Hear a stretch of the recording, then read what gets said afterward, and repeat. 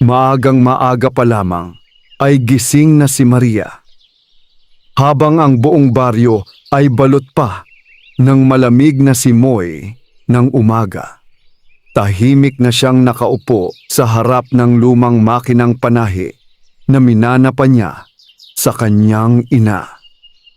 Ang mahinang liwanag mula sa isang bombilyang nakasabit sa kisame ang nagsisilbing tanglaw niya habang inaayos ang mga telang kailangang matapos bago sumikat ang araw. Sa maliit na bahay na yari sa kahoy at yero, sa isang liblib na barangay, nagsimula ang bawat araw ni Maria sa sipag at pag-asa. Hindi siya mayaman. Wala siyang malaking puhunan o malawak na lupain. Ang tanging mayroon siya ay ang kanyang 2 kamay, matatag na loob at 5 anak na umaasa sa kanya. Mahigit 10 taon na ang nakalipas nang magbago ang takbo ng kanyang buhay. Noon ay masaya silang pamilya. May simpleng hanap buhay ang kanyang asawa na si Roberto bilang kargador sa palengke. Hindi man malaki ang kanilang kinikita, sapat iyon upang mairaos ang pang-araw-araw na pangangailangan ng kanilang mga anak.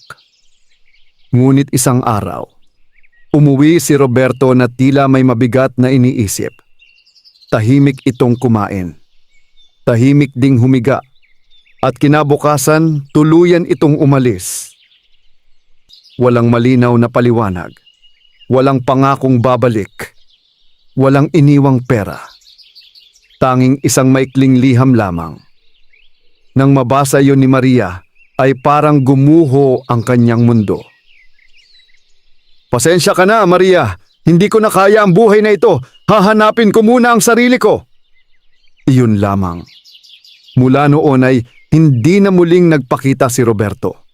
Hindi alam ni Maria kung saan ito nagpunta. Hindi niya alam kung buhay pa ba ito o may bago ng pamilya. Maraming gabi siyang umiiyak habang mahimbing na natutulog ang kanyang mga anak. Ngunit sa bawat pagpatak ng luha ay mas lalo lamang tumitibay ang kanyang loob. May 5 batang nangangailangan sa kanya at hindi siya maaaring sumuko. Ang panganay niyang si Ana ay 10 taong gulang noon. Masunurin at matalino. Kasunod si Ben na 9 na taong gulang. Pagkatapos ay si Carla na 7, si Daniel na 5, at ang bunsong si Elena na 3 taong gulang pa lamang.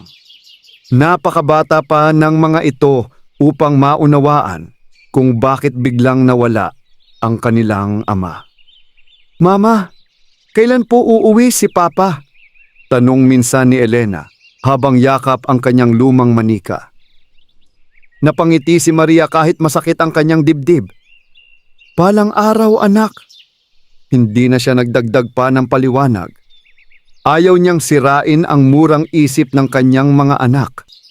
Ayaw niyang lumaki ang mga ito na puno ng galit. Nagsimula siyang tumanggap ng mga pananahi mula sa mga kapitbahay. Una ay simpleng pagtatahi lamang ng punit na damit. Pagkatapos ay pag-aayos ng mga uniforme. Hanggang sa may nagpagawa na ng mga kortina. Unti-unting dumami ang kanyang mga kliyente. Ngunit hindi naging madali ang lahat. May mga araw na wala silang makain kundi lugaw. May mga gabing kandila lamang ang kanilang ilaw dahil naputulan sila ng kuryente. May mga pagkakataong kailangan niyang mamili kung bibili ba siya ng pagkain o tela para sa trabaho. Sa bawat pagsubok ay pinipili niyang lumaban. Isang gabi, habang natutulog ang kanyang mga anak, tahimik siyang nanahi. 12:00 na ng gabi. Pagod na ang kanyang katawan. Namamanhid na ang kanyang mga kamay. Ngunit kailangan niyang matapos ang mga unipormeng ipinagawa sa kanya. Kailangan niyang mabayaran ito kinabukasan. Biglang pumasok si Ana sa sala. "Mama, bakit gising pa po kayo?" Napangiti si Maria. "May tinatapos lang si Mama." Lumapit ang bata at niyakap siya. "Mama, paglaki ko po tutulungan ko kayo." Napatigil si Maria. Para bang biglang gumaan ang kanyang pakiramdam. Hinaplos niya ang buhok ng anak. "Huwag mo akong alalahanin. Mag-aral ka ng mabuti." "Opo, Mama. Kapag nakapagtapos kayo, masaya na ako." Tumango si Ana. Hindi alam ni Maria na ang simpleng pangakong iyon ng kanyang anak ay magiging isa sa mga dahilan kung bakit siya patuloy na lalaban sa mga susunod na taon. Lumipas ang mga buwan. Dumating ang panahon ng tag-ulan. Naging mas mahirap ang kanilang kalagayan. Tumutulo ang bubong ng kanilang bahay. Kapag malakas ang ulan ay naglalagay sila ng mga timba at palanggana upang saluhin ang tubig. Minsan ay nagkasakit si Daniel. Mataas ang lagnat nito. Ngunit wala siyang sapat na pera para sa doktor. Buong gabi niyang binantayan ang anak. Paulit-ulit niyang pinupunasan ng basang bimpo ang noo nito. Tahimik siyang nananalangin. "Huwag po sana ninyong kunin ang anak ko." Kinabukasan ay bumuti rin ang kalagayan ng bata. Napaluha si Maria sa sobrang pasasalamat. Sa kabila ng kahirapan, ay kilala siya sa baryo bilang mabait at masipag. Kapag may nangangailangan ng tulong, hindi siya nagdadalawang isip na tumulong kahit kapos siya. Dahil dito, ay marami ring taong handang sumuporta sa kanya. Isang araw ay dumating ang punong barangay sa kanilang bahay. "Maria." "Opo, Kapitan. Nabalitaan kong magaling kang manahi." "Nagsisikap lang po. May proyekto ang barangay para sa mga uniforme ng daycare." Nagulat si Maria. "Talaga po?" "Oo. Kung gusto mo, ikaw ang kunin naming mananahi." Hindi agad siya nakapagsalita. Pakiramdam niya ay may liwanag na biglang sumilip sa madilim niyang buhay. "Maraming salamat po. Nararapat lang. Masipag ka." Ilang linggo niyang ginawa ang proyekto. Halos hindi siya matulog. Ngunit nang matapos iyon, ay natanggap niya ang pinakamalaking bayad na naranasan na niya sa buong buhay niya. Hindi niya mapigilan ang kanyang pagluha habang hawak ang perang pinaghirapan. Agad siyang bumili ng bigas, gatas para kay Elena, bagong tsinelas para sa mga bata, at ilang pirasong kahoy upang maayos ang bubong ng kanilang bahay. Noong gabing iyon ay sabay-sabay silang kumain ng masarap na hapunan. Matagal nang hindi nangyari iyon. "Mama, parang piyesta!" masayang sabi ni Ben. Napatawa silang lahat at sa unang pagkakataon matapos ang maraming taon, nakatulog si Maria na may ngiti sa kanyang labi. Ngunit alam niyang hindi pa tapos ang kanyang laban. Malayo pa ang tatahakin nilang mag-anak. Hindi sapat ang isang magandang araw upang mabago ang kanilang kapalaran. Kailangan pa niyang mag-ipon. Kailangan niyang pag-aralin ang 5 anak. Kailangan niyang tiyakin na hindi masasayang ang lahat ng kanyang paghihirap. Habang pinagmamasdan niya ang kanyang mga anak na mahimbing na natutulog, tahimik siyang nangako sa sarili. "Gagawin ko ang lahat para makapagtapos kayo. Kahit abutin pa ako ng habang buhay sa pananahi. kahit ako lamang mag-isa. At sa gabing iyon, hindi niya alam na ang simpleng pangakong iyon ang magiging simula ng isang pambihirang paglalakbay. Isang paglalakbay ng isang ina na handang ialay ang lahat para sa kinabukasan ng kanyang mga anak. Lumipas ang ilang taon matapos makuha ni Maria ang proyekto sa barangay. Unti-unting nakilala ang kanyang husay sa pananahi hindi lamang sa kanilang baryo, kundi maging sa mga kalapit na lugar. Dumami ang mga customer na nagpapaayos ng damit, nagpapagawa ng uniforme, at nagpapatahi ng mga kurtina at bestida. Subalit kasabay ng pagdami ng trabaho ay ang pagdami rin ng pangangailangan ng kanyang mga anak. Si Ana ay nasa mataas na baitang nasa elementarya. Si Ben ay malapit nang magtapos. Si Carla ay nagsisimula ng mangarap na maging guro. Samantalang sina Daniel at Elena ay mabilis ding lumalaki. Bawat taon ay may bagong gastusin, bagong uniforme, bagong sapatos, mga proyekto sa paaralan, mga bayarin sa iba't ibang gawain. Kung minsan ay naiisip ni Maria kung hanggang kailan kakayanin ng kanyang katawan ang walang tigil na pagtatrabaho. Ngunit sa tuwing makikita niya ang mga anak na nagsisikap sa pag-aaral, agad nawawala ang kanyang pagod. Isang umaga, naghahanda si Ana para sa pagpasok sa paaralan. Bit-bit nito ang lumang bag na ilang beses nang tinahi ng kanyang ina. Habang nagsusuklay, ay tila may gustong sabihin ang dalagita. "Mama, lumakad ka na ba? Baka mahuli ka." "Mama, may sasabihin po sana ako." Tumigil si Maria sa pananahi. "Ano yon, anak?"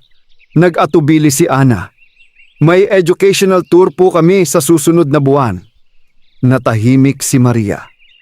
Alam niyang kadalasan ay may bayad ang mga ganoong gawain. "Magkano ang kailangan?" Mahinang yumuko si Ana. 2,000 piso po." Para kay Maria, malaking halaga iyon. Halos katumbas na iyon ng ilang linggong kita niya. Ngunit nakita niya ang pag-aalinlangan sa mga mata ng anak. Parang handa na itong tanggapin na hindi siya makakasama. Hindi agad sumagot si Maria. Pagkaraan ng ilang sandali ay ngumiti siya. "Sasama ka?" Nagulat si Ana. "Pero mama, sasama ka. Wag na po kung mahihirapan kayo." Umiling si Maria. "Kung may pagkakataon kang matuto, hindi natin palalagpasin." Napaluha si Ana. Alam niyang hindi madali para sa kanyang ina ang maghanap ng ganoong halaga. Mula noon ay lalo pang nagsikap si Maria. Tumatanggap siya ng trabaho kahit 10 oras na ng gabi. May mga pagkakataong natutulog lamang siya ng 3 o 4 na oras. Ang dati niyang lumang makina ay tila kasabay na rin niyang napapagod. Ngunit hindi siya humihinto. Isang gabi ay napansin ni Ben ang mga kamay ng kanyang ina. Namumula ang mga daliri nito dahil sa kakahawak ng karayom at tela. "Mama, masakit na po ba ang kamay ninyo?" Napatingin si Maria sa kanyang mga palad. Sanay na siyang makakita ng mga kalyo. "Hindi naman." Ngunit alam ni Ben na nagsisinungaling siya. Tahimik itong tumabi sa kanyang ina. "Mama, kapag nakapagtapos ako, kayo naman po ang aalagaan ko." Napangiti si Maria. Isa na namang pangakong itinanim sa kanyang puso. Dumating ang araw ng educational tour. Masayang masaya si Ana. Ito ang unang pagkakataon na makakalabas siya ng kanilang bayan upang makakita ng mga museo, paaralan, at iba pang makasaysayang lugar. Bago umalis ang sasakyan ay niyakap niya ng mahigpit ang kanyang ina. Salamat po. Huwag kang magpasalamat. Bakit po? Dahil trabaho ng magulang na suportahan ang pangarap ng anak. Ngumiti si Ana. At habang palayo ang sinasakyan nitong bus, tahimik na nagdasal si Maria para sa kinabukasan ng kanyang mga anak. Makalipas ang ilang buwan, ay nagtapos si Ben sa elementarya bilang isa sa mga may pinakamataas na marka sa kanilang paaralan. Nagtipon ang mga magulang sa covered court para sa pagtatapos. Habang isa-isang tinatawag ang mga estudyante, ay halos hindi makapaniwala si Maria nang marinig ang pangalan ng kanyang anak. With honors, kasunod nito ang pangalan ni Ben. Malakas ang palakpakan. Napaluha si Maria. Hindi dahil sa medalya, hindi dahil sa sertipiko, kundi dahil nakita niyang may bunga ang lahat ng kanyang paghihirap. Pagkatapos ng programa, ay tumakbo si Ben papunta sa kanya. Isinuot nito ang medalya sa leeg ng kanyang ina. Mama, para po ito sa inyo. Nagulat si Maria. Ano ka ba, anak? Kayo po ang dahilan kung bakit ko ito nakuha. Napayakap siya ng mahigpit sa anak. Marami ang napaluha sa eksenang iyon. Alam ng buong baryo kung gaano kahirap ang pinagdaanan ng kanilang pamilya. Subalit hindi lahat ay puro saya. Habang tumatagal, ay mas lalong nararamdaman ni Maria ang pagod ng kanyang katawan. Minsan ay sumasakit ang kanyang likod. Madalas ding mangalay ang kanyang balikat. May mga araw na nahihilo siya dahil sa kakulangan ng pahinga. Ngunit hindi niya ito ipinapakita sa kanyang mga anak. Ayaw niyang mag-alala ang mga ito. Mas gusto niyang makita nila siyang matatag. Isang gabi, habang nagbibilang siya ng perang kinita sa buong linggo, napabuntong hininga siya. Kulang pa rin. Malapit nang mag-high school si Ana. Mas lalaki ang gastusin. Mas lalaki rin ang mga pangangailangan ng iba pa niyang anak. Napatingin siya sa kisame. Mahal na Diyos, bulong niya. Bigyan ninyo pa po ako ng lakas. Marami pa akong kailangang gawin. Kinabukasan ay may dumating na babae sa kanyang bahay. Ito ay si Aling Rosa, isa sa kanyang mga regular na customer. Maria, opo, may irerekomenda sana ako. Ano po iyon? Kailangan ng isang paaralan sa bayan ng Mananahi para sa kanilang mga uniforme. Nanlaki ang mga mata ni Maria. Talaga po? Oo. Sa tingin ko kaya mo yun. Parang muling nagliwanag ang kanyang mundo. Isa na naman itong pagkakataon. Isa na namang hakbang palapit sa mga pangarap ng kanyang mga anak. Nang gabing iyon, ay nagtipon-tipon ang kanilang pamilya sa hapagkainan. Simple lamang ang kanilang ulam, ngunit puno ng pag-asa ang kanilang puso. Ikinuwento ni Maria ang bagong oportunidad. Masayang nakinig ang mga bata. Mama, lalaki po ba ang kita ninyo? Tanong ni Daniel. Kung papalarin, makakabili na po tayo ng bagong bubong? Tanong ni Elena. Napatawa si Maria. Isa-isahin natin. At saka bagong bag, dagdag ni Carla. At bagong sapatos, sabi ni Ben. Nagtawanan silang lahat. Matagal nang hindi ganoon kasaya ang kanilang hapunan. Habang pinagmamasdan sila ni Maria, napagtanto niyang hindi pera ang tunay niyang kayamanan. Hindi rin ang dami ng trabahong natatanggap niya. Ang pinakamahalaga sa kanya ay ang 5 batang nagbibigay ng dahilan upang magpatuloy siya araw-araw. At habang lumalalim ang gabi, tahimik siyang nangarap. Balang araw, makapagtatapos ang kanyang mga anak. Balang araw, hindi na niya kailangang magpuyat sa harap ng makina. Balang araw, makakamit din nila ang buhay na matagal na nilang minimithi.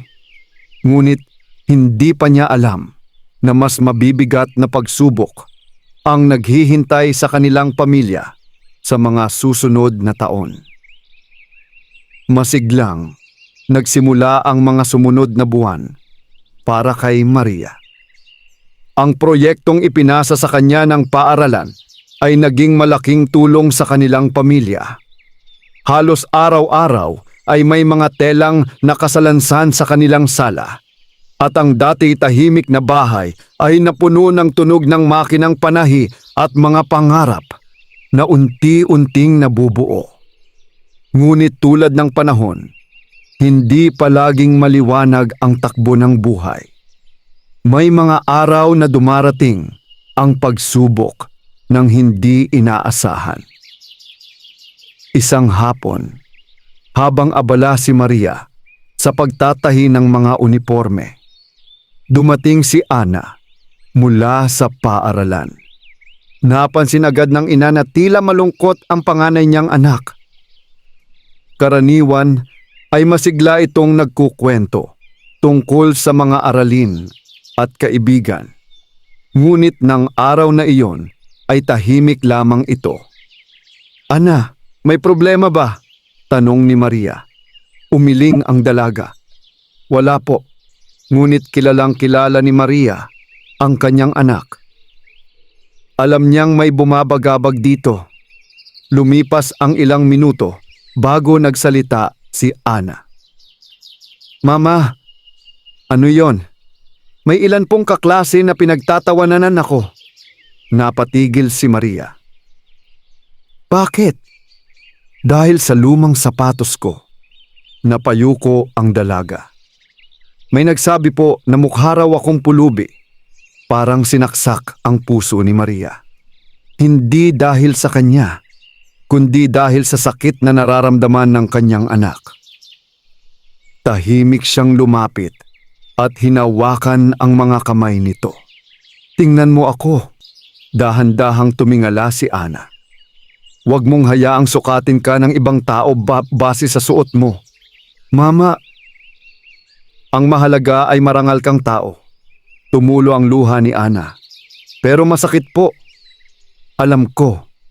Pero tandaan mo ito. Hindi habang buhay na ganyan ang kalagayan natin." Tahimik na nakinig ang dalaga. "Darating ang araw na ang kaalaman at sipag mo ang magiging dahilan ng tagumpay mo. Hindi ang sapatos." Mahigpit na niyakap ni Ana ang kanyang ina. Sa yakap na iyon ay tila muling bumalik ang kanyang lakas ng loob. Samantala, si Ben ay patuloy na nagpapakita ng kahusayan sa pag-aaral. Madalas siyang mapili upang kumatawan sa kanilang paaralan sa mga paligsahan. Ngunit habang lumalapit ang pagtatapos niya sa junior high school, mas lalo niyang nakikita ang sakripisyo ng kanyang ina. Minsan ay nagising siya ng madaling araw upang uminom ng tubig. Nagulat siya nang makitang gising pa rin si Maria. Nakaharap ito sa makina, nakayuko, tahimik na nagtatrabaho. 2:00 na ng umaga. "Mama?" Napalingon si Maria. "Anak, bakit gising ka?" "Kayo po ang dapat kong tanungin." Napangiti ang ina. "May tinatapos lang." Lumapit si Ben. Napansin niyang namumula ang mga mata nito dahil sa pagod. Mama, matulog na po kayo. Hindi pa pwede. Bakit po? Kailangan itong matapos bukas. Natahimik si Ben. Hindi niya alam kung ano ang sasabihin. Sa unang pagkakataon ay malinaw niyang nakita kung gaano kabigat ang pasan ng kanyang ina. At nang gabing iyon, gumawa siya ng isang pangako sa sarili. Mag-aaral siya ng mabuti.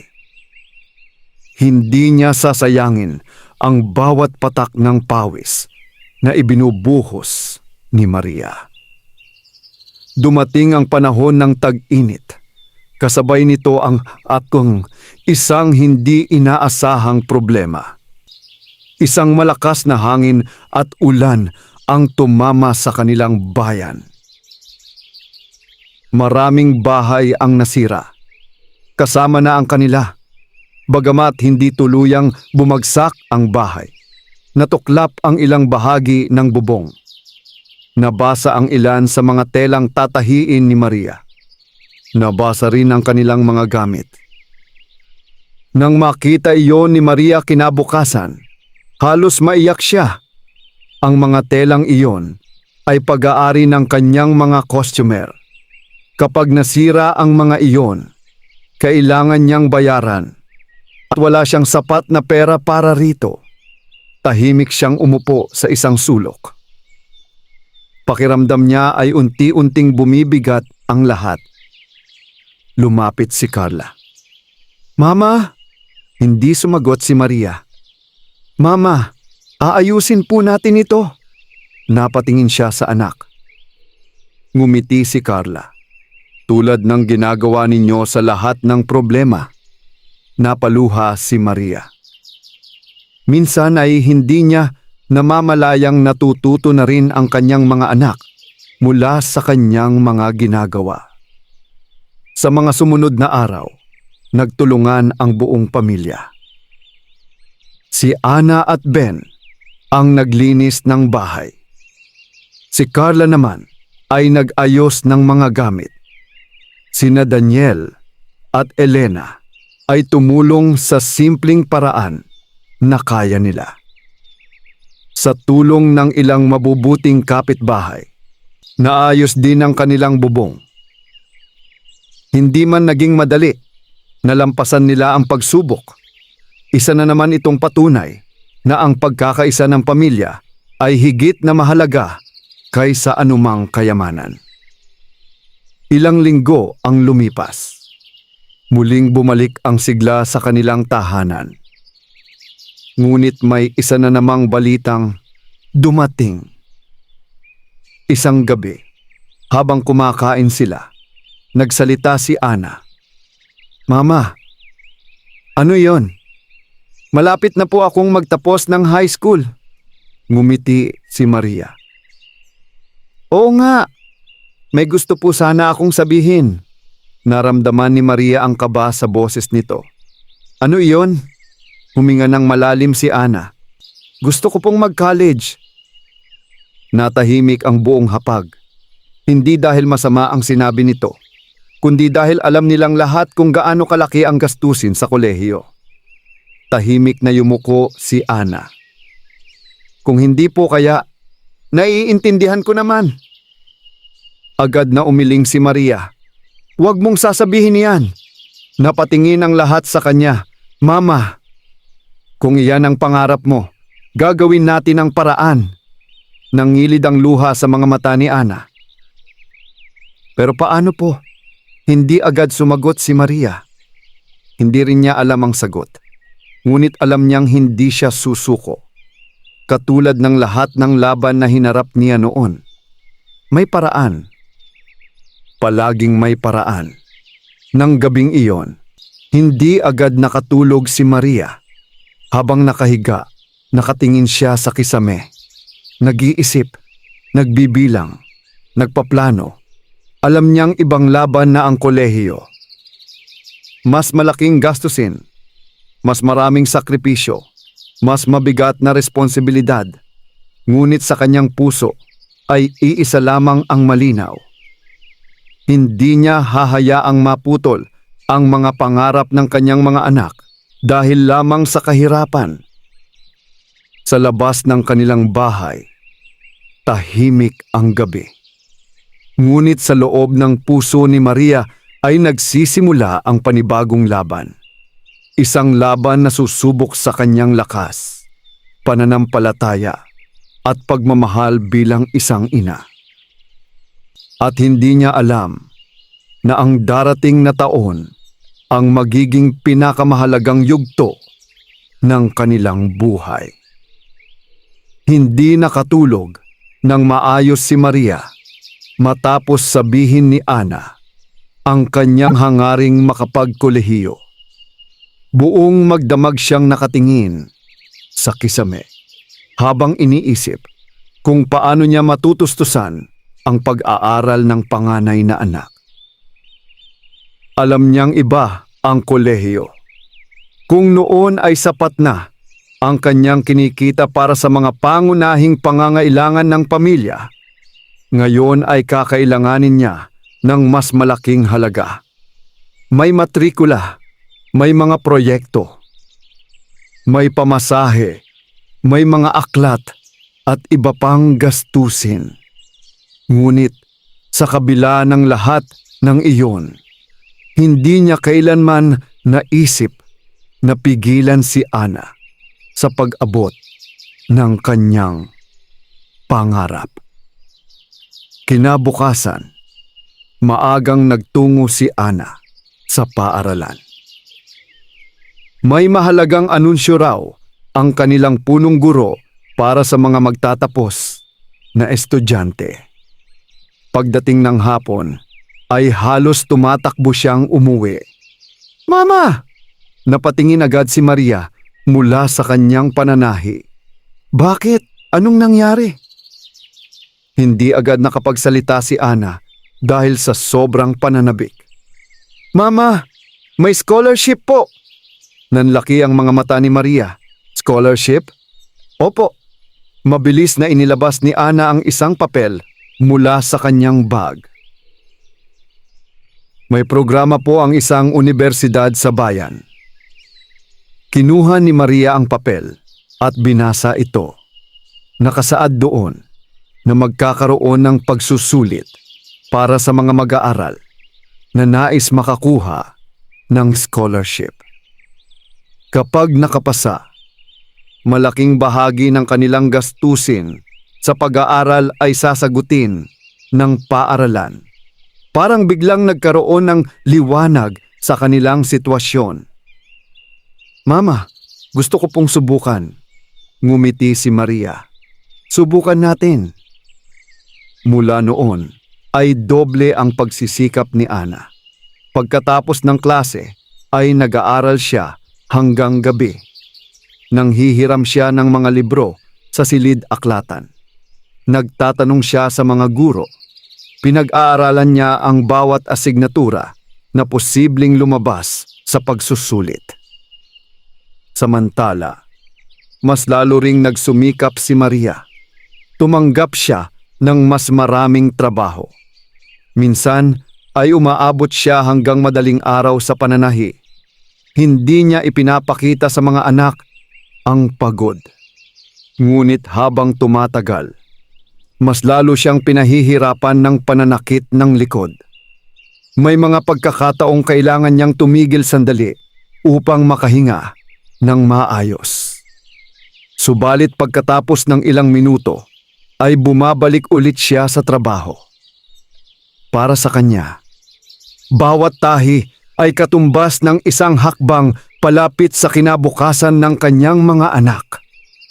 Dumating ang araw ng pagsusulit. Madaling araw pa lamang ay gising na ang buong pamilya. Naghanda si Maria ng simpleng almusal para kay Ana. Habang kumakain ang dalaga, kitang-kita sa mukha nito ang kaba. "Mama, paano po kung bumagsak ako?" Ibinaba ni Maria ang kanyang tasa. "Hindi ka pa nga sumusubok, iniisip mo na agad ang pagkatalo." Napayuko si Ana. "Natatakot lang po ako," ngumiti si Maria. Ang tunay na matapang ay hindi yung walang takot. Napatingin si Ana. Ang tunay na matapang ay iyong lumalaban kahit natatakot. Tahimik na tumango ang dalaga. Parang nabawasan ang bigat na kanyang nararamdaman. Kasama ni Maria si Ana nang magtungo sila sa unibersidad. Malaki ang paaralan. Maraming estudyante. Maraming magulang ang kasama rin ng kanilang mga anak. Habang nakatingin si Maria sa paligid, hindi niya maiwasang mangarap. Paano kaya kung balang araw ay makapag-aral dito si Ana? Paano kaya kung lahat ng kanyang sakripisyo ay magbunga na? Bago pumasok sa silid pagsusulit, niyakap siya ni Ana. Mama. Oh? Salamat po. Ngumiti si Maria. Magtiwala ka sa sarili mo. Habang nagsusulit si Ana, naghintay si Maria sa labas. Ilang oras siyang nakaupo sa ilalim ng isang puno. Tahimik na nagdarasal. Paulit-ulit niyang hinihiling sa Diyos na gabayan ang kanyang anak. Hindi niya hinihinging maging pinakamatalino ito. Hindi niya hinihinging maging pinakamahusay. Ang tanging dasal niya ay mabigyan si Ana ng pagkakataong makapagpatuloy sa pag-aaral. Pagkatapos ng pagsusulit ay lumabas ang dalaga. Pagod, ngunit nakangiti. Kumusta? Tanong ni Maria. Mahirap po. Kinabahan si Maria. Pero ginawa ko po ang lahat ng makakaya ko. Ngumiti ang ina. Iyon ang mahalaga. Lumipas ang ilang linggo. Habang naghihintay ng resulta, patuloy ang buhay ng kanilang pamilya. Patuloy ang pananahi. Patuloy ang pag-aaral ng mga bata. Patuloy ang pakikipaglaban ni Maria sa bawat araw. Isang umaga, habang naglalaba si Carla at nagwawalis naman si Daniel, may isang motorsiklong huminto sa harap ng kanilang bahay. Lumabas ang isang lalaki na may dalang sobre. Magandang umaga po. Opo, sagot ni Maria. May sulat po para kay Ana. Agad na kinabahan ang lahat. Mabilis na lumapit si Ana. Nanginginig ang kanyang mga kamay habang binubuksan ang sobre. Tahimik ang buong paligid. Walang nagsasalita. Walang gumagalaw. Pagkabasa ni Ana sa laman ng sulat, ay napatakip siya sa kanyang bibig. Ana, tanong ni Maria. Hindi agad nakasagot ang dalaga. Unti-unting tumulo ang kanyang mga luha. Kinabahan lalo si Maria. Anong nangyari? Napangiti si Ana sa gitna ng kanyang pag-iyak. Mama, ano iyon? Nakapasa po ako. Parang tumigil ang oras. Hindi agad nakaimik si Maria. Nakapasa po ko, papasa po ako sa ako sa scholarship. Napahagulgol si Ana. Kasabay nito ay napaluha rin si Maria. Agad silang nagyakapan. Puno ng saya. Puno ng pasasalamat. Puno ng pag-asa. Maging ang magkakapatid ay nagdiwang. Si Ben ay paulit-ulit na binabati ang kanyang ate. Si Carla ay halos maiyak sa tuwa. Sina Daniel at Elena ay hindi mapigilang ngumiti.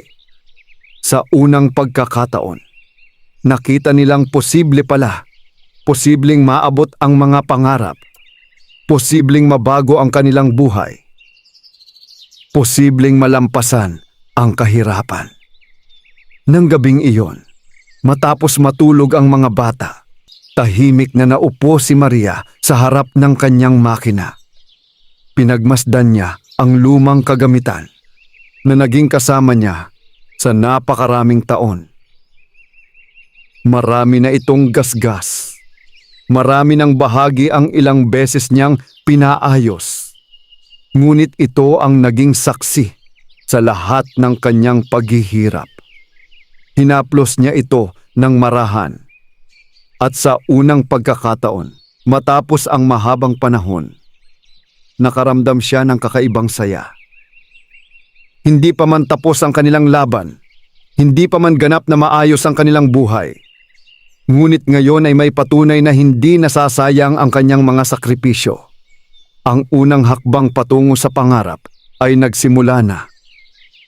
At hindi niya alam na sa pagpasok ni Ana sa kolehiyo, mas malalaking pagsubok at mas malalaking tagumpay ang naghihintay sa kanilang pamilya. Lumipas ang ilang buwan matapos matanggap ni Ana ang balitang nakapasa siya sa scholarship.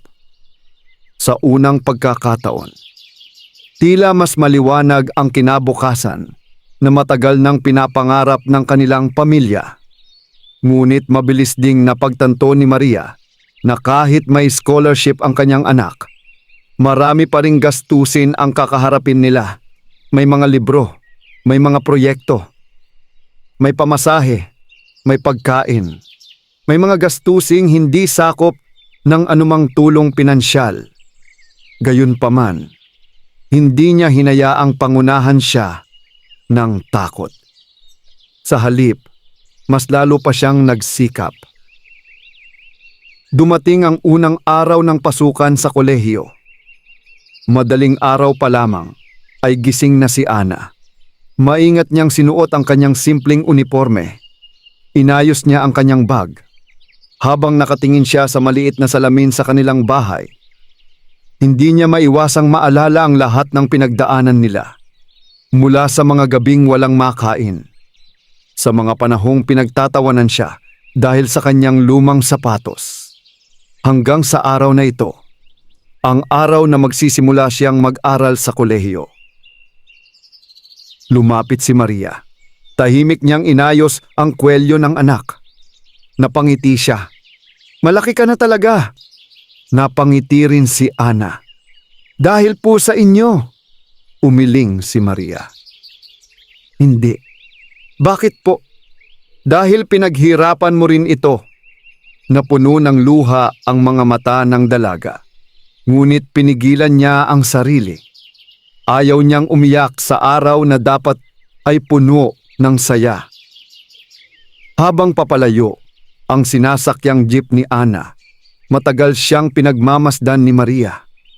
May kakaibang pakiramdam sa kanyang dibdib. Halo itong saya at pangamba. Masaya siya dahil natutupad ang pangarap ng kanyang anak. Ngunit nag-aalala rin siya kung kakayanin ba nilang suportahan ang mga susunod na gastusin. Pagbalik niya sa bahay ay agad siyang naupo sa harap ng kanyang makina. Hindi siya maaaring tumigil. Mas lalo siyang kailangang kumayod. Lumipas ang mga linggo. Unti-unting nasasanay si Ana sa buhay kolehiyo. Marami siyang bagong natutunan. Marami rin siyang bagong kaibigan. Ngunit hindi niya may kakaila na may mga pagkakataong nahihirapan siya. Karamihan sa kanyang mga kaklase ay may kaya sa buhay. May sariling laptop, may mamahaling gamit, may perang pambili ng mga kailangang materyales. Samantalang siya ay kailangang magtipid sa bawat sentimo. Minsan ay pinipili niyang maglakad pauwi upang makatipid sa pamasahe. Minsan naman ay hindi siya sumasabay sa mga kaklase kapag may lakad ang mga ito. Hindi dahil ayaw niya, kundi dahil wala siyang ekstrang pera. Ngunit sa tuwing may isip niyang pinaghihirapan ng kanyang ina ang bawat perang ginagastos niya, mas lalo siyang nagiging determinado. Samantala, sa bahay ay patuloy ang pagsisikap ni Maria. Ngunit habang tumatagal, ay mas lumalala ang kanyang nararamdamang pananakit ng likod. Isang gabi, habang nagtatahi siya ng mga uniforme, bigla siyang napahawak sa kanyang likuran. Napangiwi siya sa sakit. Napansin iyon ni Carla. "Mama?"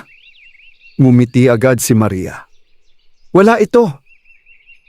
Ngunit hindi naniwala si Carla. "Mama, magpahinga po muna kayo. Hindi pwede." "Bakit po?" "Kailangan ko itong matapos." Tahimik na napabuntong hininga si Carla. Alam niyang hindi basta-basta mapipigilan ang kanyang ina. Makalipas ang ilang araw ay dumating ang isang bagong problema. May malaking proyekto si Ana sa universidad. Kailangan nilang gumawa ng pananaliksik. At para rito ay kailangan niyang mag-ambag ng pera. Buong gabi siyang nag-isip kung paano sasabihin iyon sa kanyang ina. Ayaw niyang maging dagdag na pasanin. Ngunit wala siyang ibang mapagkukunan. Kinabukasan, habang naghahapunan sila, lakas loob siyang nagsalita. "Mama, may kailangan po sana ako sa school." Napatingin ang lahat sa kanya. Magalang niyang ipinaliwanag ang proyekto. At nang marinig ni Maria ang halaga na kailangan, tahimik siyang napayuko. Hindi dahil ayaw niyang tumulong, kundi dahil alam niyang wala na halos natitira sa kanilang pera. Ngunit pagkatapos ng ilang segundo, ay ngumiti siya. "Kailan mo kailangan?" Napaluha si Ana. "Mama, kailan?" "Sa susunod na linggo po," tumango si Maria. "Hahanapan natin ng paraan." Mula noon ay halos wala nang pahinga si Maria. Tumanggap siya ng mas maraming trabaho kaysa dati. Minsan ay sabay-sabay niyang ginagawa ang 3 o 4 na order. May mga gabing hindi na siya natutulog. May mga umagang diretso na siya sa trabaho kahit hindi pa nakakapag-almusal. Lahat ng ito ay ginagawa niya para sa pangarap ng kanyang mga anak. Ngunit hindi lingid sa kanyang kaalaman na unti-unti nang bumibigay ang kanyang katawan. Isang hapon, habang papauwi si Ana mula sa universidad, nakatanggap siya ng tawag mula kay Ben. Kabado ang boses nito. "Ate, bakit? Umuwi ka agad?" Kinabahan si Ana. "Anong nangyari?" "Si Mama." Nanlamig ang kanyang katawan. "Anong nangyari kay Mama? Nahilo siya kanina." Agad siyang bumaba sa sinasakyang dayip at nagmadaling umuwi. Pagdating niya sa bahay ay nakita niyang nakahiga si Maria. Napapalibutan ito ng kanyang mga kapatid. "Anong sabi ng doktor?" Agad niyang tanong. Tahimik si Ben. "Sabi po, sobrang pagod." Napayuko si Ana. Parang may mabigat na bagay na dumagan sa kanyang dibdib. Sa unang pagkakataon ay malinaw niyang nakita ang tunay na halaga ng kanyang mga pangarap. Bawat proyekto, bawat libro, bawat gastusin, lahat iyon ay may kapalit na pagod at sakripisyo ng kanyang ina. Nang gabing iyon, habang nagpapahinga si Maria, tahimik na umupo si Ana sa tabi nito. Mahimbing ang tulog ng kanyang ina. Kita niya ang mga kunot sa noo nito. Ang mga kamay na magaspang dahil sa matagal na pagtatrabaho. Ang mga palad na ilang taon nang nagsisilbing sandigan ng kanilang pamilya. Dahan-dahan niyang hinawakan ang kamay nito. At sa kanyang puso ay gumawa siya ng isang pangako.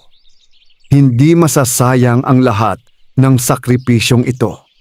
Hindi masasayang ang bawat gabing walang tulog. Hindi masasayang ang bawat patak ng pawis. Pagbubutihin niya ang kanyang pag-aaral. Magtatapos siya, tutulungan niya ang kanyang mga kapatid at balang araw, hindi na muling kakailanganin ng kanyang ina na magpuyat sa harap ng lumang makinang panahi. Ngunit hindi pa niya alam na mas mabigat na pagsubok ang darating sa kanilang pamilya. Isang pagsubok na susukat hindi lamang sa kanilang katatagan, kundi maging sa kanilang pagkakaisa bilang isang pamilya. Hindi naging madali ang mga sumunod na linggo matapos mahilo si Maria. Bagamat sinabi ng doktor na dulot lamang iyon ng sobrang pagod at kakulangan sa pahinga, hindi na nawala ang pag-aalala ng kanyang mga anak. Sa unang pagkakataon, nakita nilang hindi pala habang buhay na magiging malakas ang kanilang ina. Tao lamang siya. Napapagod, nasasaktan, at maaaring magkasakit. Ang katotohanan iyon ay tila nagbigay ng bagong pananaw sa magkakapatid. Isang umaga, nagising si Maria na nagtataka. Tahimik ang bahay. Karaniwan ay siya ang unang bumabangon upang maghanda ng almusal. Ngunit nang lumabas siya ng silid, ay nagulat siya sa kanyang nakita. Si Ben ay nagluluto ng sinangag. Si Carla naman ay naghahanda ng mga plato. Si Daniel ay nag-iigib ng tubig. Habang si Elena ay nagwawalis sa sala, napatigil si Maria. "Ano ito?" Napangiti si Carla. "Mama, magpapahinga po kayo." Napakunot noo siya. "Hindi pwede." "Pwede po. Marami akong tatahiin." Lumapit si Ben. "Kahit ngayong araw lang po." Tahimik na pinagmasdan ni Maria ang kanyang mga anak. Hindi niya namalayang malalaki na pala ang mga ito. Ang mga batang dati niyang binubuhat ay marunong na ngayong magmalasakit sa kanya. Napuno ng saya ang kanyang puso. Sa kabilang banda, mas lalong pinagbuti ni Ana ang kanyang pag-aaral. Bukod sa mataas na marka, nagsimula rin siyang maghanap ng paraan upang makatulong sa gastusin. Matapos ang kanyang klase, nagtuturo siya ng mga batang nahihirapan sa kanilang aralin. Maliit lamang ang kanyang kinikita, ngunit malaking bagay na iyon para sa kanya. Nang malaman ito ni Maria, ay hindi niya alam kung matutuwa siya o malulungkot. Masaya siya dahil responsable ang kanyang anak. Ngunit nasasaktan din siya dahil alam niyang napipilitan itong magsakripisyo. Isang gabi, habang naghahapunan sila, nagsalita si Maria. "Anak." "Opo, Mama." "Nabalitaan kong nagtuturo ka raw pagkatapos ng klase." Nagulat si Ana. "Sino po ang nagsabi?" Napangiti si Ben. "Nakita ka namin minsan." Napakamot si Ana sa ulo. "Gusto ko lang pong makatulong." Tahimik si Maria sandali. Pagkatapos ay ngumiti. "Salamat." Napaluha si Ana. Hindi niya inaasahan ang simpleng pasasalamat na iyon. Lumipas ang ilang buwan. Patuloy na umaandar ang buhay ng kanilang pamilya. Unti-unti nang nakakabangon si Maria mula sa matinding pagod. Mas maingat na rin siya sa kanyang kalusugan. Bagamat hindi niya maiwasang magtrabaho ng marami, sinisikap niyang magpahinga kahit kaunti. Samantala, si Ben ay papalapit na rin sa pagtatapos ng senior high school. Isa na naman itong malaking yugto sa kanilang buhay. Matalino si Ben. Katulad ni Ana, marami rin ito pangarap. Gusto nitong maging inhinyero balang araw. Ngunit alam niyang mangangailangan yon ng malaking halaga.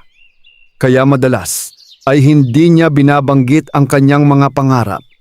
Ayaw niyang dagdagan pa ang iniisip ng kanyang ina. Isang araw sa paaralan, inanunsyo ng kanilang guro ang isang patimpalak sa agham. Ang mananalo ay magkakaroon ng scholarship sa isang kilalang universidad. Agad na naging interesado si Ben. Ngunit nang marinig niyang kailangan nilang gumawa ng isang proyekto na mangangailangan ng ilang kagamitan, nag-alangan siya. Alam niyang may gastos iyon at ayaw niyang humingi muli kay Maria. Pag-uwi niya ay tahimik lamang siya.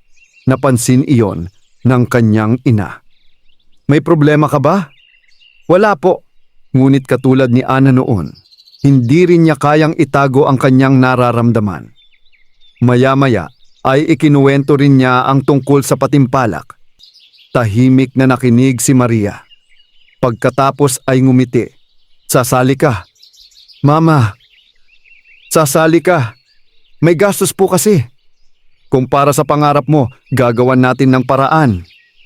Naramdaman ni Ben ang pag-init ng kanyang mga mata. Paulit-ulit na niyang naririnig ang mga salitang iyon mula sa kanyang ina.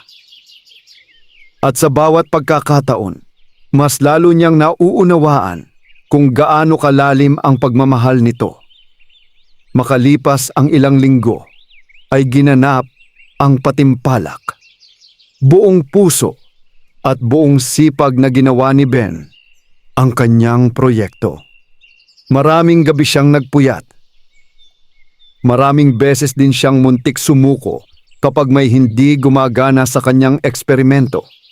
Ngunit lagi niyang naaalala ang kanyang ina. At sapat na yon upang magpatuloy siya. Dumating ang araw ng pag-aanunsyo ng mga nanalo.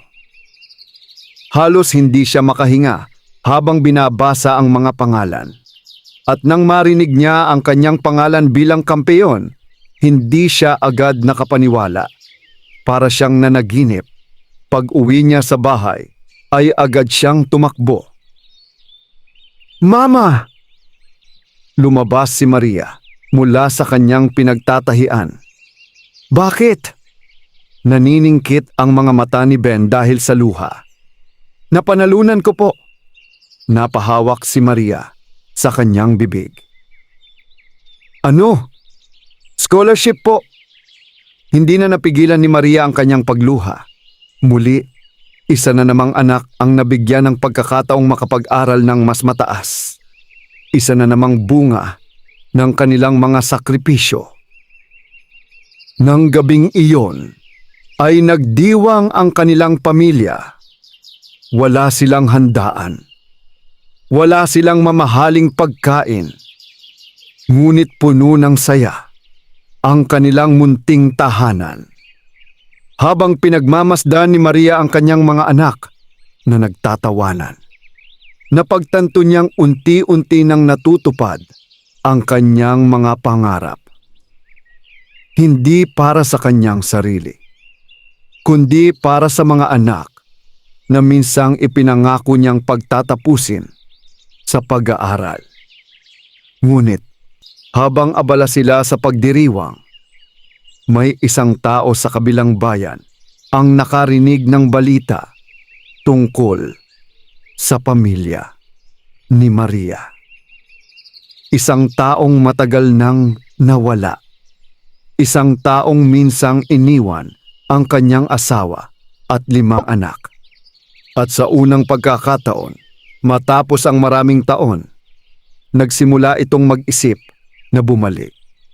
Masaya ang naging takbo ng mga sumunod na araw matapos manalo si Ben ng scholarship.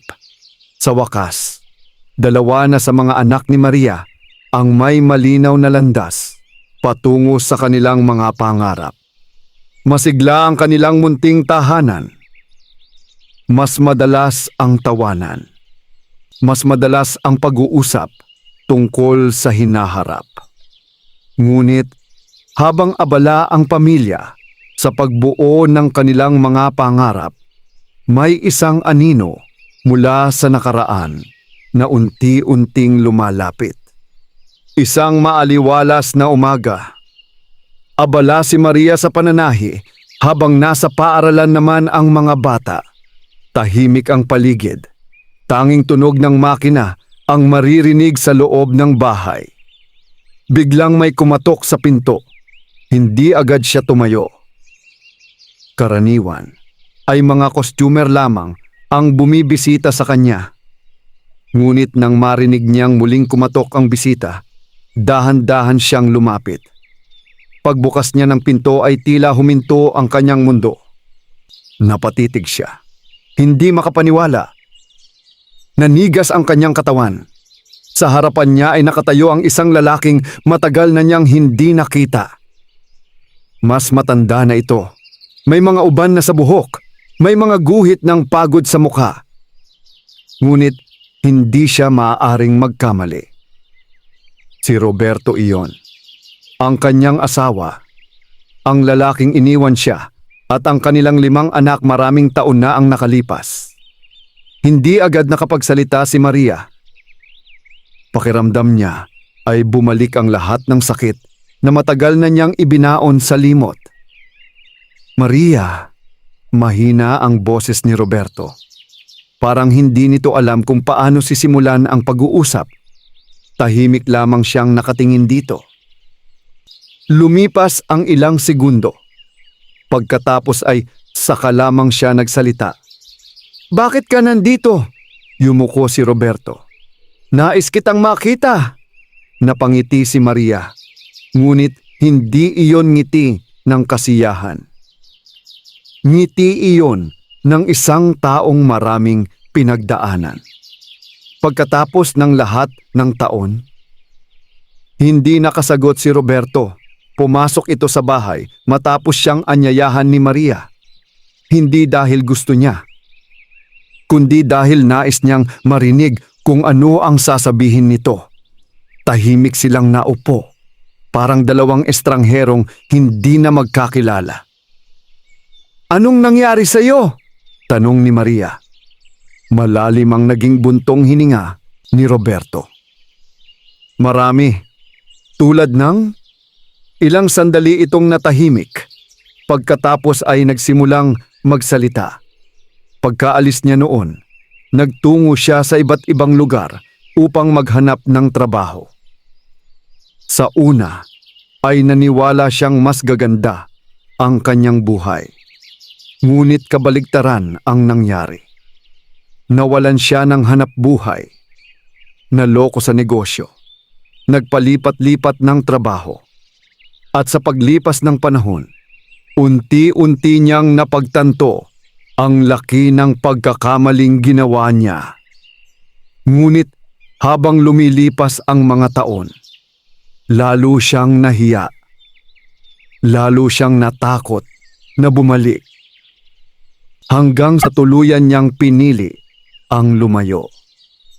Tahimik na nakinig si Maria. Wala siyang sinabing kahit ano. Hindi niya alam kung maaawa ba siya o magagalit. "Bakit ngayon ka lang bumalik?" tanong niya.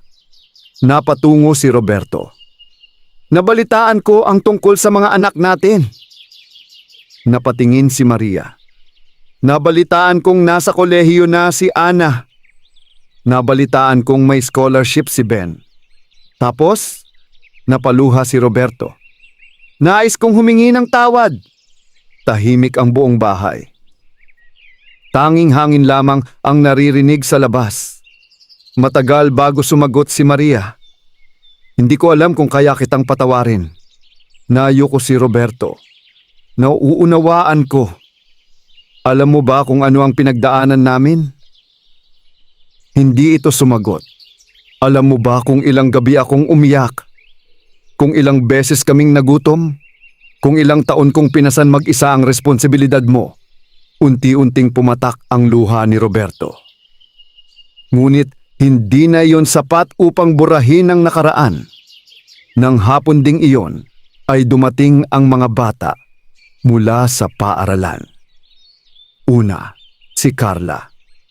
Pagpasok niya sa bahay, ay agad siyang natigilan. Hindi niya kilala ang lalaking nakaupo sa kanilang sala.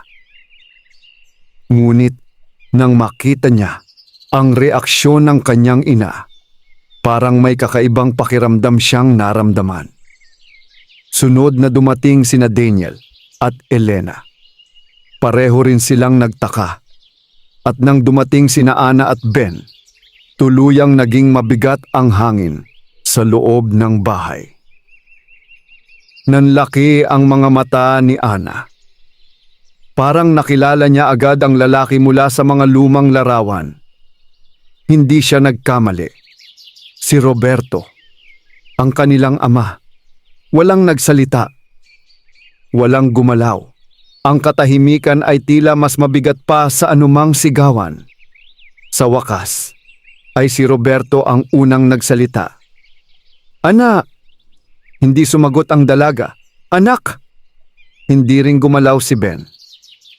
Pagkatapos ng napakaraming taon, wala silang alam kung paano haharapin ang lalaking minsang nag-iwan sa kanila. Si Elena ang unang nagsalita.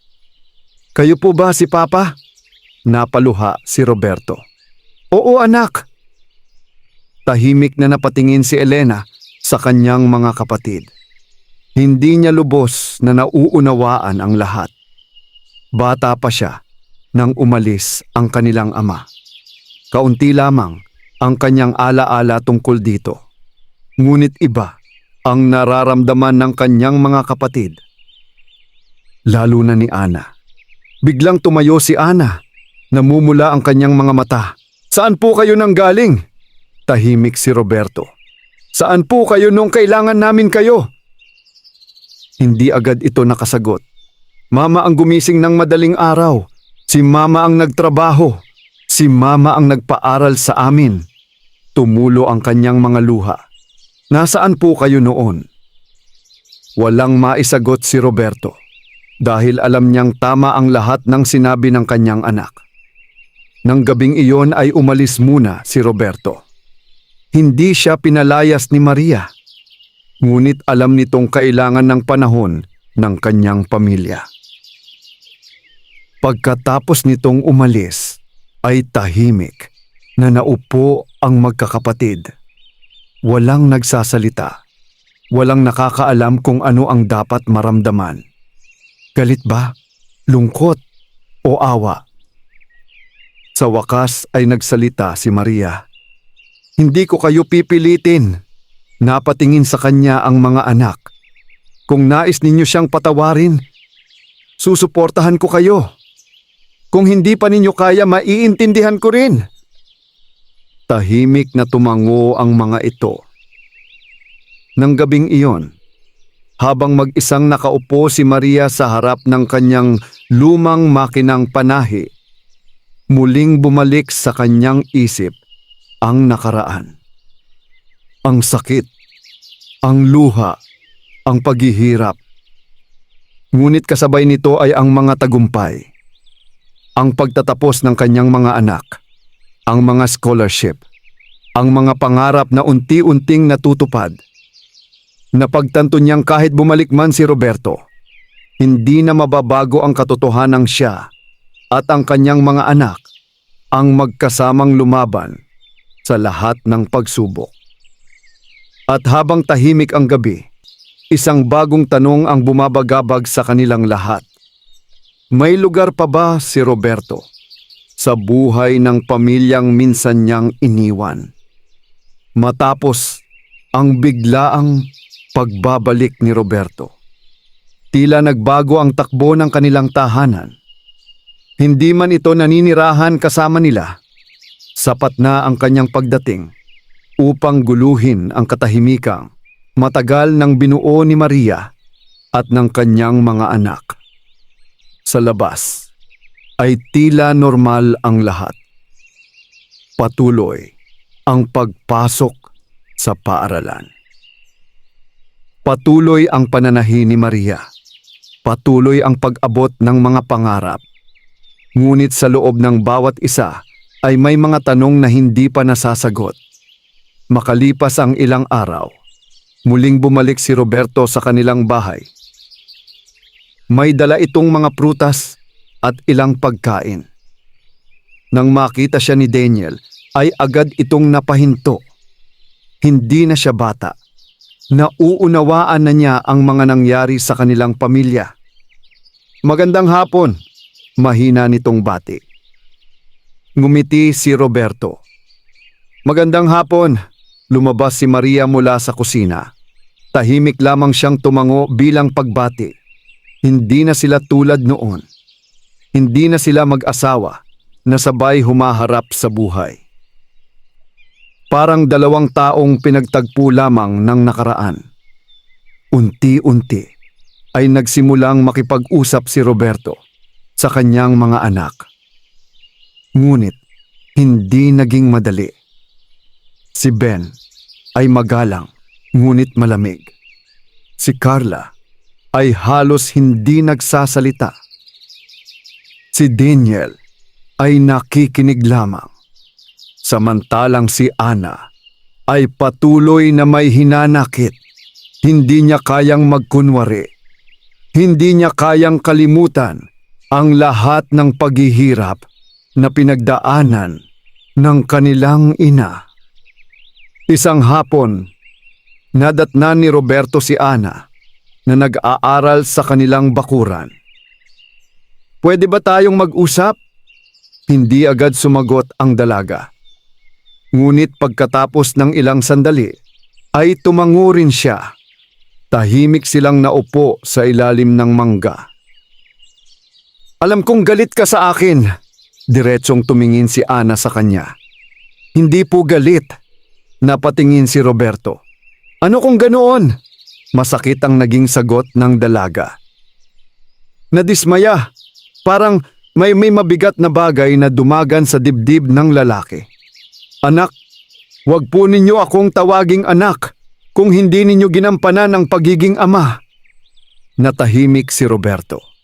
Hindi siya nasaktan sa sinabi ni Ana.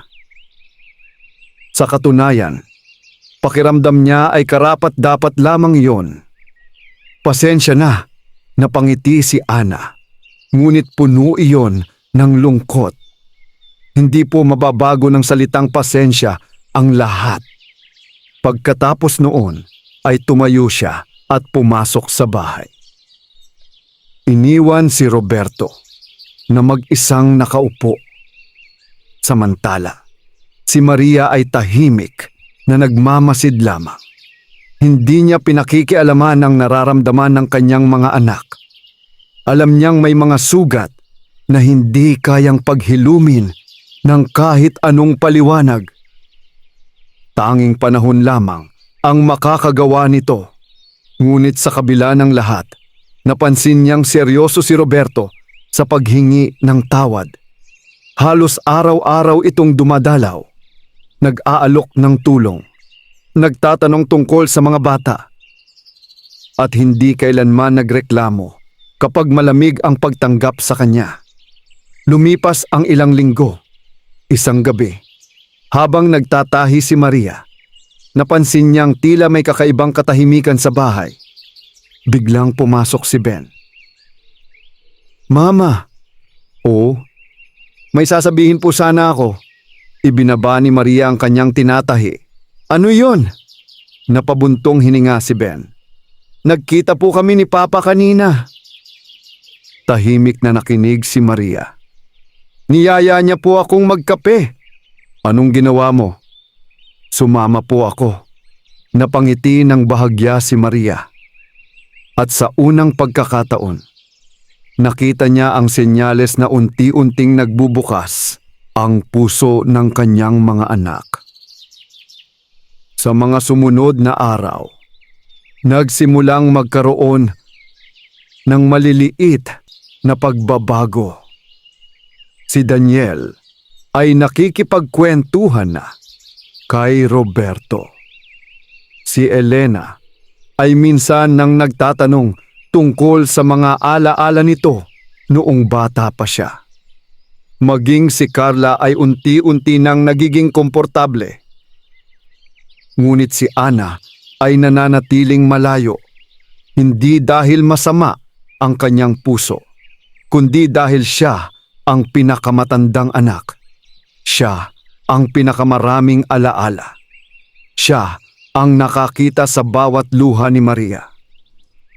Siya ang unang nakaranas ng sakit, ng pagkawala.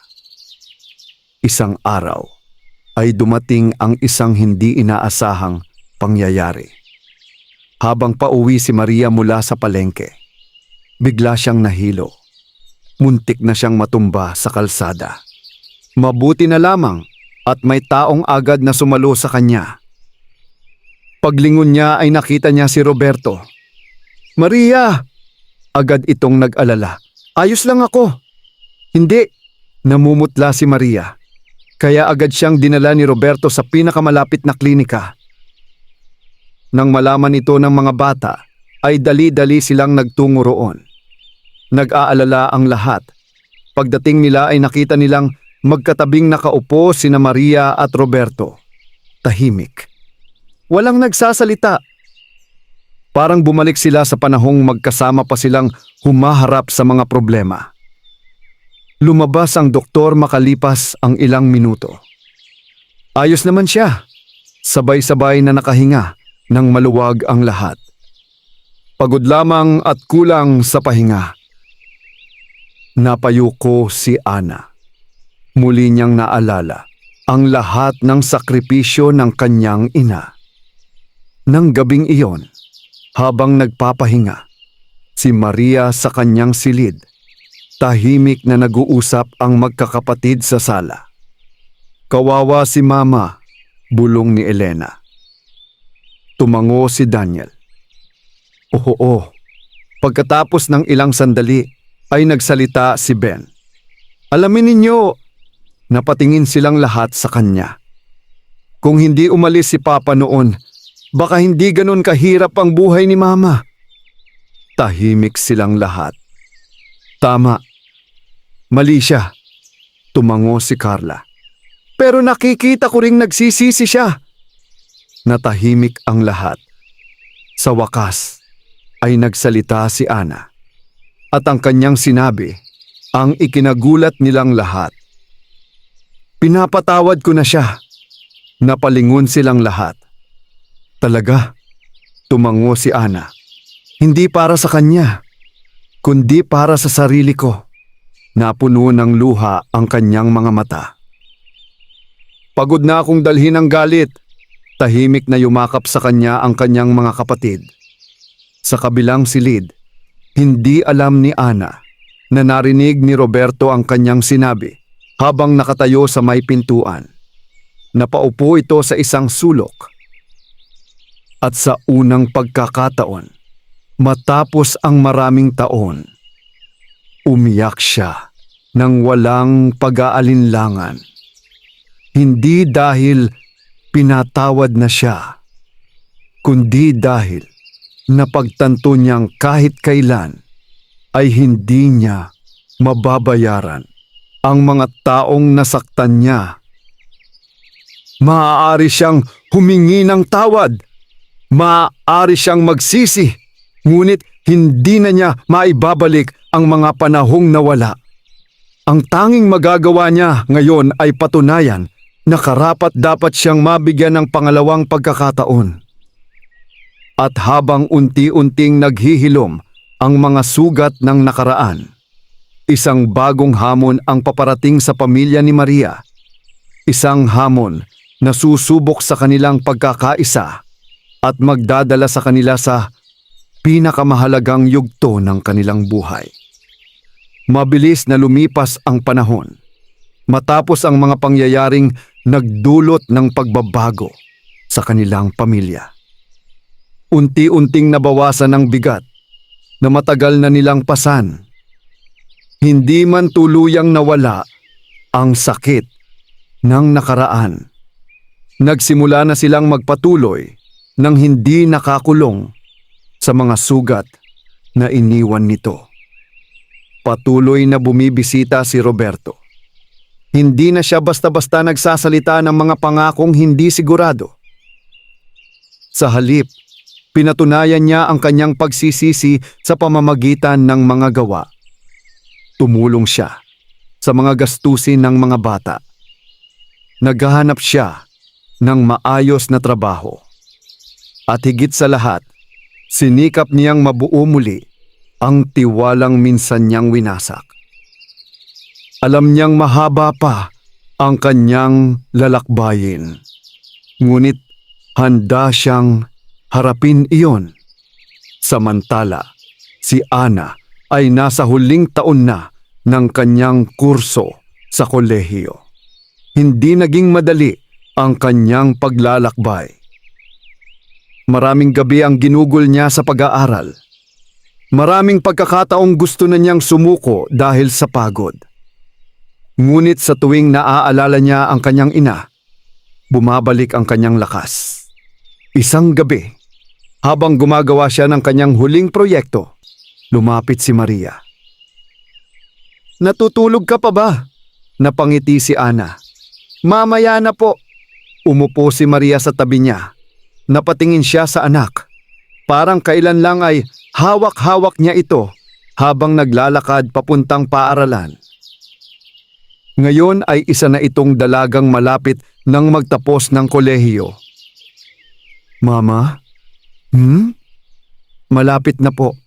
Napangiti si Maria. "Oo, malapit na akong makatulong sa inyo." Biglang napuno ng luha ang mga mata ng ina. Hindi dahil sa pagod, hindi dahil sa problema, kundi dahil sa saya. Samantala, si Ben ay matagumpay ring nakapasok sa kursong engineering sa pamamagitan ng kanyang scholarship. Mataas pa rin ang kanyang mga marka. Patuloy ang kanyang pagsisikap. At tulad ng kanyang ate, determinado siyang baguhin ang buhay ng kanilang pamilya. Si Carla naman ay nasa kolehiyo na rin at kumukuha ng kursong education. Pangarap niyang maging guro. Pangarap niyang makatulong sa mga batang kapos sa oportunidad. Si Daniel ay mahusay naman sa agham at matematika. Habang si Elena ay lumalaking masipag at responsable. Sa bawat pagdaan ng taon, mas lalo nakikita ni Maria ang bunga ng kanyang paghihirap. Ngunit habang unti-unting natutupad ang mga pangarap ng kanyang mga anak, unti-unti ring nararamdaman ni Maria ang epekto ng mahabang panahong pagsasakripisyo. Madalas na sumakit ang kanyang likod. Madalas din siyang mapagod. May mga araw na hirap siyang bumangon, ngunit hindi niya ito pinapansin. Sanay na siya. Sanay siyang unahin ang iba bago ang sarili. Isang araw ay dumating ang pinakahihintay nilang balita.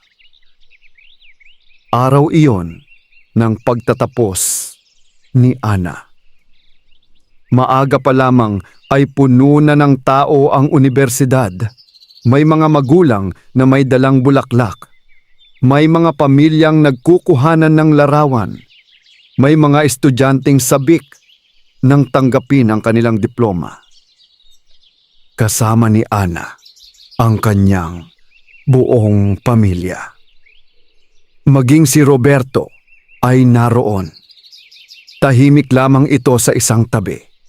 Alam niyang hindi siya ang dahilan kung bakit nakarating doon ang kanyang anak.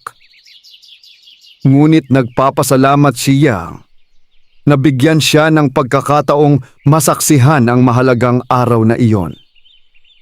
Nang tawagin ang pangalan ni Ana, malakas ang palakpakan sa loob ng bulwagan. Dahan-dahan itong umakyat sa entablado. Tinanggap ang kanyang diploma. At nang sandaling iyon, hindi napigilan ni Maria ang kanyang pagluha. Parang pelikulang mabilis na nagbalik sa kanyang alaala ang lahat. Ang mga gabing walang ilaw. Ang mga panahong kulang ang pagkain.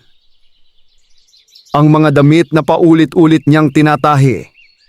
Ang mga luha. Ang mga pangamba. Ang mga sakripisyo. lahat ng iyon ay tila nagkaroon ng kahulugan. Pagkatapos ng seremonya ay nagtungo sila sa isang tahimik na bahagi ng campus. Lumapit si Ana kay Maria. May hawak siyang diploma, ngunit sa halip na itaas iyon para sa sarili, iniabot niya ito sa kanyang ina. "Mama," napatingin si Maria, "para po ito sa inyo." Umiling siya, "Hindi." "Opo," napaluha si Ana. "Kayo po ang nagtapos nito." Hindi na napigilan ni Maria ang kanyang pag-iyak.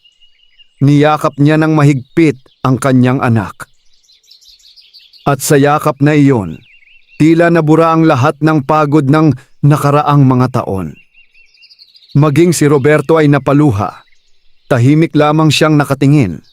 Alam niyang wala siyang karapatang angkinin ang tagumpay na iyon. Si Maria, ang tunay na bayani ng kanilang pamilya. Si Maria ang hindi sumuko. Si Maria ang lumaban. At si Maria ang dahilan kung bakit nakatayo roon ang kanilang anak bilang isang ganap na propesyonal. Kinagabihan, nagtipon-tipon silang muli sa kanilang bahay. Simple lamang ang kanilang salo-salo, ngunit puno ito ng pagmamahalan.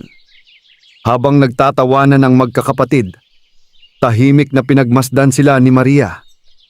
Minsan ay inakala niyang hindi niya kakayanin. Minsan ay natakot siyang mabigo. Minsan ay inisip niyang baka hindi niya matupad ang kanyang pangako. Ngunit ngayon, nakikita na niya ang unang malaking bunga ng kanyang sakripisyo. Hindi pa tapos ang kanilang paglalakbay. May 4 pa siyang anak na kailangang maabot ang kanilang mga pangarap. Ngunit ngayon ay may patunay na posible ang lahat. Posible para sa isang inang iniwan ng asawa. Posible para sa isang mananahing walang malaking puhunan. Posible para sa isang pamilyang minsang halos mawalan ng pag-asa.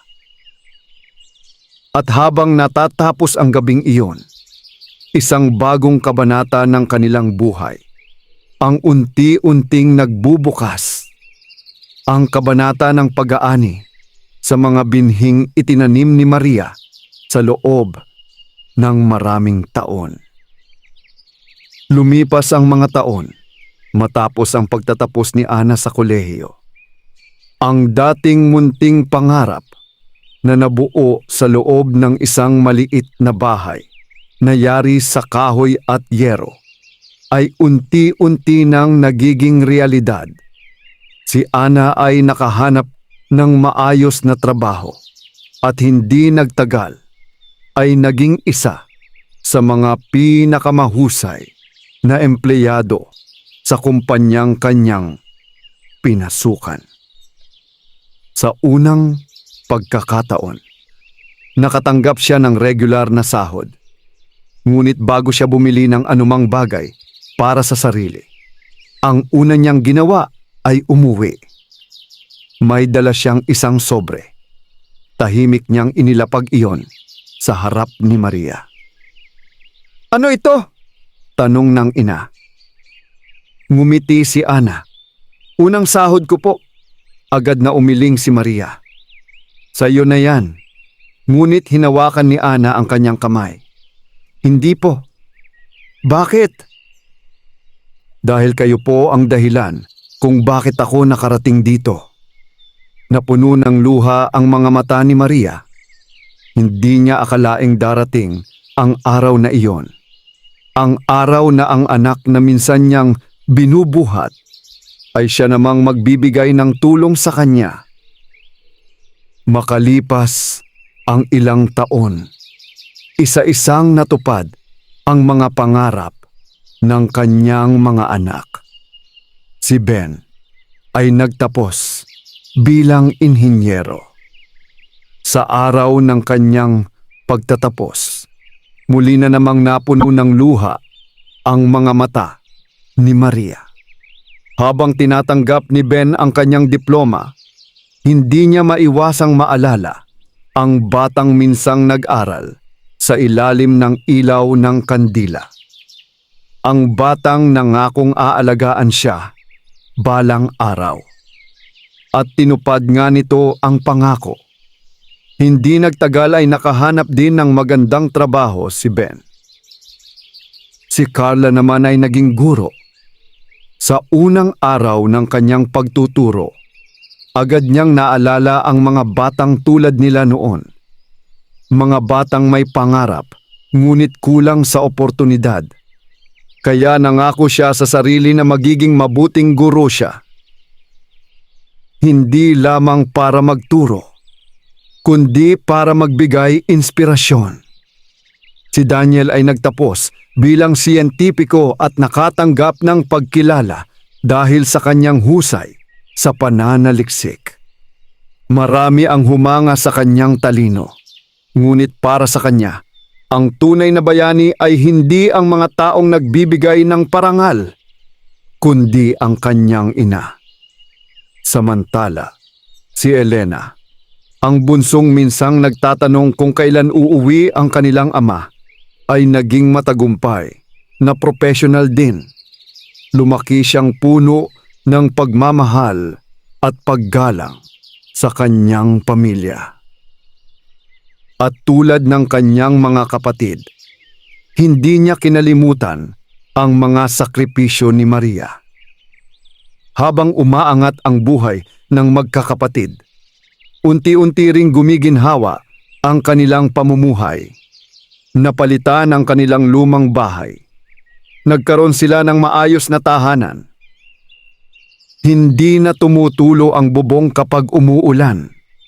Hindi na sila nangangamba kung may makakain kinabukasan. Hindi na kailangang magpuyat ni Maria upang mabuhay lamang.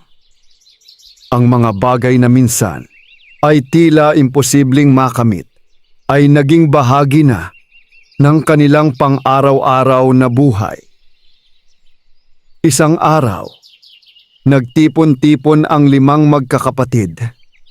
May lihim silang plano. Matagal nila itong pinag-ipunan at pinaghandaan. Nang araw na iyon, ay sinundo nila si Maria. "Mama, may pupuntahan po tayo." Napangiti siya. "Saan naman?" Sorpresa po. Pagdating nila sa isang malawak na lote sa bayan, ay nagtaka si Maria. May nakatayong bagong gusali. Maganda, maayos, at tila bagong-bago. Napatingin siya sa mga anak. "Ano ito?" Lumapit si Ana at iniabot ang isang susi. "Mama!" Naguguluhan si Maria. "Bakit?" Napaluha si Ben. "Para po sa inyo." "Anong ibig ninyong sabihin?" Sumagot si Carla. "Matagal na naming pangarap ito." Hindi pa rin makapaniwala si Maria. Pagkatapos, ay itinuro ni Daniel ang nakasulat sa harapan ng gusali. Dahan-dahan niyang binasa ang karatula. Maria's Sewing and Livelihood Center. Nanlaki ang kanyang mga mata. Napahawak siya sa kanyang bibig. Unti-unting pumatak ang kanyang mga luha.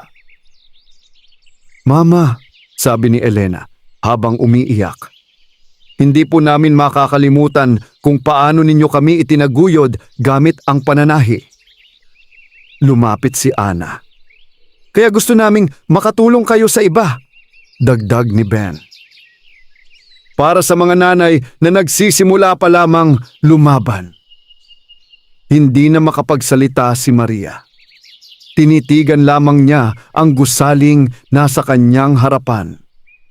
Isang pangarap na hindi niya kailanman inakalang mangyayari. Hindi nagtagal ay naging sentro iyon ng pagsasanay para sa maraming kababaihan sa kanilang bayan. Maraming ina ang natutong manahi. Maraming pamilya ang nagkaroon ng hanap buhay. Maraming tao ang nabigyan ng pag-asa. At sa bawat pagkakataong may nagtatanong kung sino si Maria, iisa lamang ang sagot ng mga nakakakilala sa kanya. Isa siyang ina na hindi sumuko. Samantala, si Roberto ay nanatiling bahagi ng kanilang buhay. Hindi na ibalik ang mga taon na kanyang nawala. Ngunit sinikap niyang maging mabuting ama at lolo sa mga susunod na taon. At kahit hindi na mababago ang nakaraan, natuto silang lahat na magpatawad at magpatuloy. Isang tahimik na hapon, habang nakaupo si Maria sa harap ng kanyang sentro, pinagmamasdan niya ang mga kababaihang masayang nagtatrabaho. Nakita niya ang mga ngiti, ang pag-asa, ang mga pangarap, at sa kanyang puso ay bumalik ang alaala ng lumang makinang panahi. Ang makinang naging sandata niya laban sa kahirapan. Ang makinang naging saksi sa kanyang mga luha. At ang makinang tumulong sa kanya upang maitawid ang kanyang pamilya. Lumapit si Ana at umupo sa kanyang tabi. "Mama, oh, masaya po ba kayo?" Napangiti si Maria habang nakatanaw sa malayo. Higit pa sa masaya, hinawakan niya ang kamay ng kanyang anak. "Alam mo kung bakit?" "Bakit po?" Tumingin siya sa 5 anak na minsang dahilan ng kanyang mga luha at ngayon ay dahilan ng kanyang tagumpay. "Dahil nakita kong natupad ang pinakamahalagang pangarap ko." "Ano po iyon?" Dahan-dahang sumagot si Maria. "Ang makita kayong lahat na naging mabubuting tao." Habang papalubog ang araw sa abot-tanaw, tila sumisimbolo ito sa pagtatapos ng isang mahabang yugto ng kanilang buhay. Isang buhay na puno ng pagsubok, puno ng sakripisyo, puno ng luha, ngunit higit sa lahat, puno ng pagmamahal. At sa lahat ng tahi na ginawa ni Maria sa loob ng maraming taon, hindi damit ang kanyang pinakamagandang nalikha, hindi kurtina, hindi uniforme, hindi bestida, kundi ang kinabukasan ng kanyang 5 anak. Isang obra maestrang hinubog ng sipag, tiyaga, pananampalataya, at walang kapantay na pagmamahal ng isang ina. Wakas.